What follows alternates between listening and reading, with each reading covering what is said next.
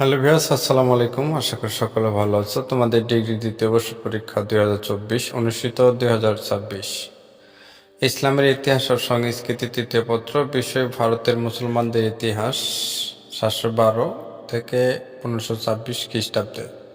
বিষয়কোড হচ্ছে 12-16-01। Bullet suggestion 98 থেকে 100% common নিশ্চিত। আজকে ভিডিওটি তোমরা মনোযোগ সহকারে দেখতে থাকবা। আজকে ভিডিওটি দেখলে ইনশাল্লাহ তোমাদের এর বাইরে আর পড়তে হবে না, এর ভিতর থেকে কমন থাকবে। ক বিভাগ যে কোনো 10টি প্রশ্নের উত্তর দাও। এক, রাজা দাহির কোন বংশের শাসক ছিলেন? রাজা দাহির চাষ বংশের শাসক ছিলেন। মুসলিম বিজয়ের প্রকল্প লিডুর রাজধানীর কোথায় ছিল? আর ও বাংলালে। শামসুদ্দিন ইলতুমিশ কোন বংশের শাসক ছিলেন? মামলুক বা দাস বংশের। কোন মুসলিম সেনাপতি সিন্ধু বিজয় করেন? মোহাম্মদ বিন কাসিম। ভারতের তোতা পাখি কাকে বলা হয়? কবি আমির খসরুকে। আরবের সিন্ধু অভিযানকালে মুসলিম জাহানের খলিফা কে ছিলেন? উমাইয়া খলিফা ছিলেন আল ওয়ালিদ। খলজি বংশের শ্রেষ্ঠ সুলতান কে ছিলেন? সুলতান আলাউদ্দিন খলজি। হাজার দিনারি কাকে বলা হতো? মালিক কাফুরকে। সুলতান মাহমুদ কত খ্রিস্টাব্দে সোমনাথ বিজয় করেন? 1026 খ্রিস্টাব্দে। দ্বিতীয় আলেকজান্ডার কার উপাধি? দ্বিতীয় আলেকজান্ডার সুলতান আলাউদ্দিন খলজির উপাধি।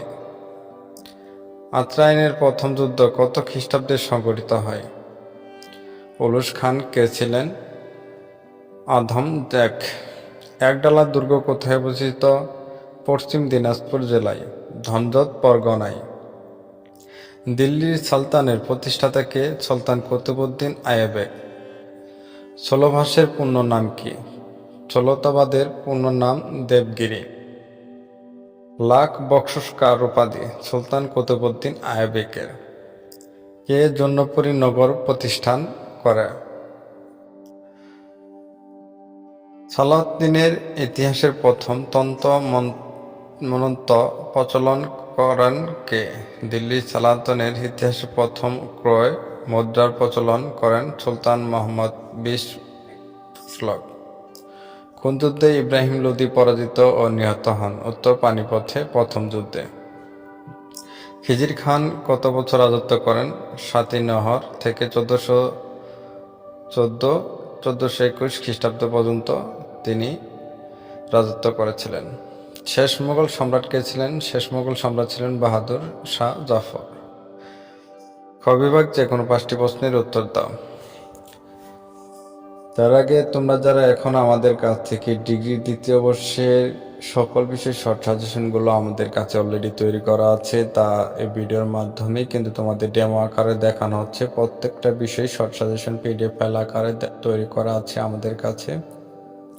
যারা দুর্বল ছাত্রছাত্রী রয়েছ, যারা প্রিপারেশন নিতে অনেক দেরি করে ফেলেছ, তারা আমাদের এই শর্টকাট সাজেশনগুলো আমাদের ইমো এবং হোয়াটসঅ্যাপের মাধ্যমে অতি তাড়াতাড়ি সংগ্রহ করে নাও।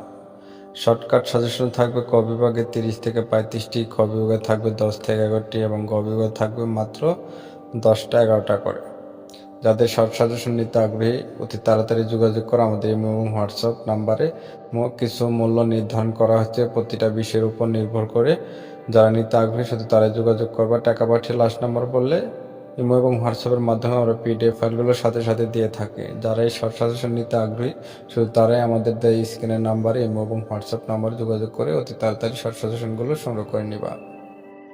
খ বিভাগ যে কোনো 5টি প্রশ্নের উত্তর দাও। মোহাম্মদ বিন কাসিমের পরিচয় দাও। বেদনা সম্পর্কে টিকা লেখ। আল বিরুনি কে ছিলেন? 40 চক্র বলতে কি বোঝায়? রাজা গণেশের পতনের কারণগুলো সংক্ষেপে লেখ।